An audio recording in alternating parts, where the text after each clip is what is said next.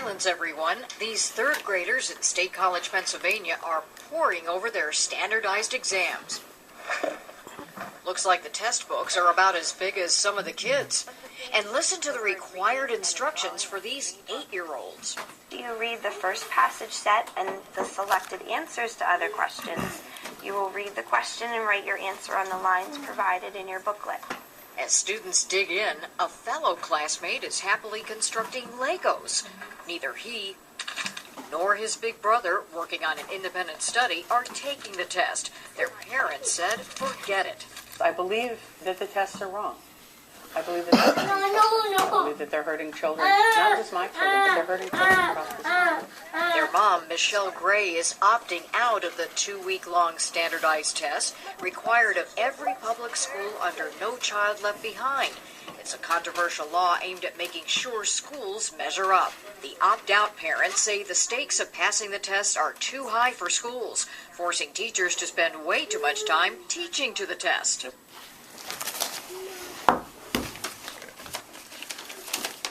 Do you remember that week in school when curriculum was on hold? Do you remember your teacher reading a bunch of directions and hearing the phrase, read the section to yourself as I read aloud? Do you remember trying to make shapes on the Scantron answer form? Chances are that you have taken a form of standardized test in your lifetime. These tests seem to have no bearing on a student's future, but the results of the test can have an impact on teachers and on the amount of money a school can earn. You might be thinking, how is it fair that a test that students do not care about carries so much weight? That is a great question, and it is a question that will be answered throughout the course of this speech. When you were growing up, you most likely took a standardized test. After taking these tests, you probably still have wondered why you spent all the time on those tests that didn't even matter to you. Standardized tests had an impact on you in the past and will have an impact on your future children. Having graduated from the University of Northern Iowa with a bachelor's degree in elementary education, I have spent 4 years trying to understand the importance of standardized tests of the classroom. Taking in viewpoints and information from professors has led me to one conclusion about standardized tests, which will be introduced later on.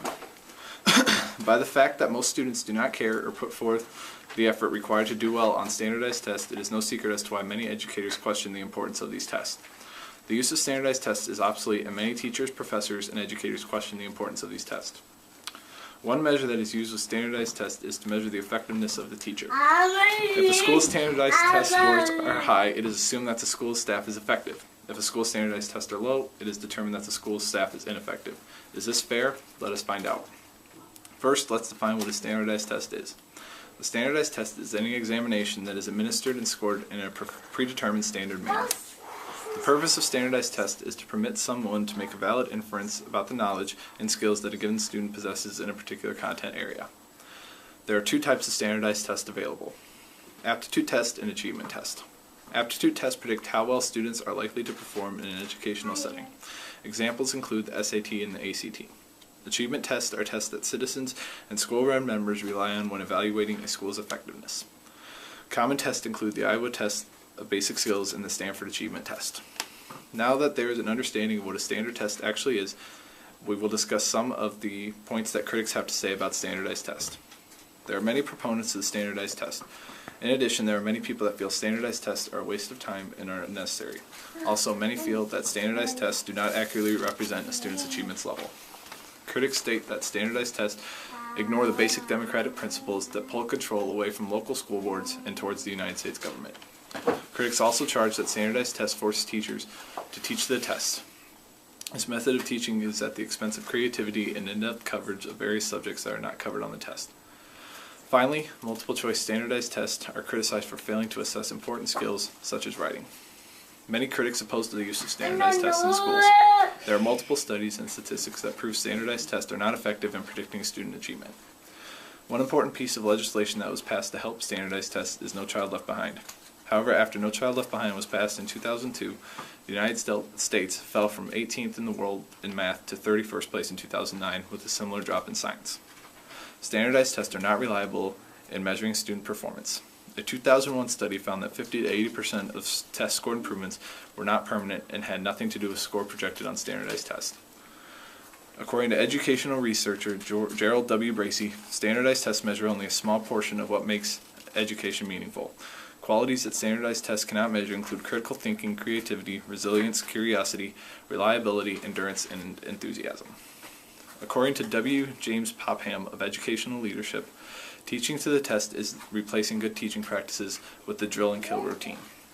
A 5-year study conducted by the University of Maryland found the pressure teachers feel to teach the test has led to declines in teaching higher order thinking, in the amount of time spent on complex assignments, and in the amount of high cognitive content in the curriculum.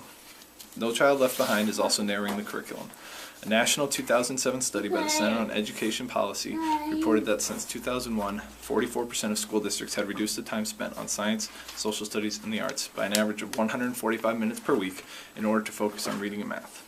A 2007 survey of 1,250 civics, government, and social studies teachers showed that 75% of those teaching current events less often criticized standardized tests as a reason. Standardized testing causes severe stress in younger students. According to educational researcher Gregory J. Cizik, anecdotes abound illustrating how testing produces gripping anxiety in even the brightest students and makes young children vomit or cry or both. On March 14, 2002, the Sacramento Bee reported that test-related jitters, especially among young students, are so common that the Stanford 9 exam comes with instructions on what to do with the test booklet in case a student vomits on it. The multiple-choice format used on standardized tests is an inadequate assessment tool. It encourages a simplistic way of thinking in which there are only right and wrong answers, which doesn't apply in real-world situations.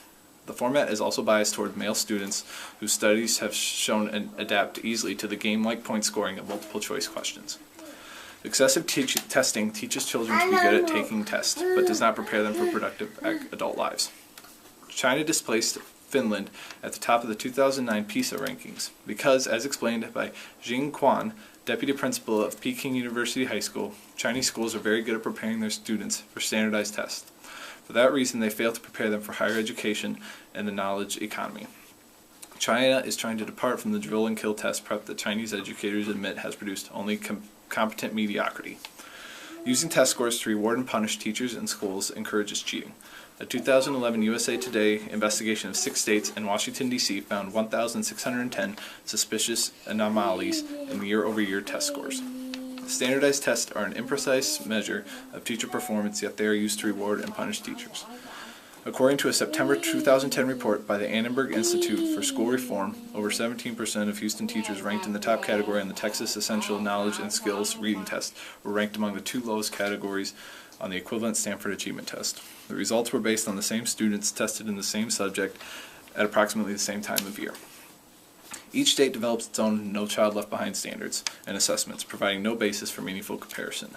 A student sitting for the Connecticut Mastery Test is asked a completely different set of questions from a child in California or Iowa, and while the former includes essay questions, the latter is entirely multiple choice. Arizona State University report in the 22nd, 2009 edition of the peer-reviewed International Journal of Education Policy and Leadership found schools feeling the pressure of No Child Left Behind's 100% proficiency requirement are gaming the system to raise test scores. Low-performing students are encouraged to stay home on the test days or counseled to quit or be suspended before tests are administered. State education boards are lowering the bar, manipulating exam content, or scoring so that tests are easier for students to pass. These reasons all contribute to why standardized tests are not effective and why they should be discontinued in the American school system. By reviewing the negative impact of standardized tests, it is no question as to why standardized tests need to be taken out of the classroom. The test has put a hurt on the educational system of America by taking away the teacher's role of teaching to the students and instead teaching to the test. Unless action is taken to eliminate standardized tests, students will continue to fall behind and will fall because of the pressure put forth by the test. Reform must be taken into account to help future generations excel in the classroom and not to continue to fall behind.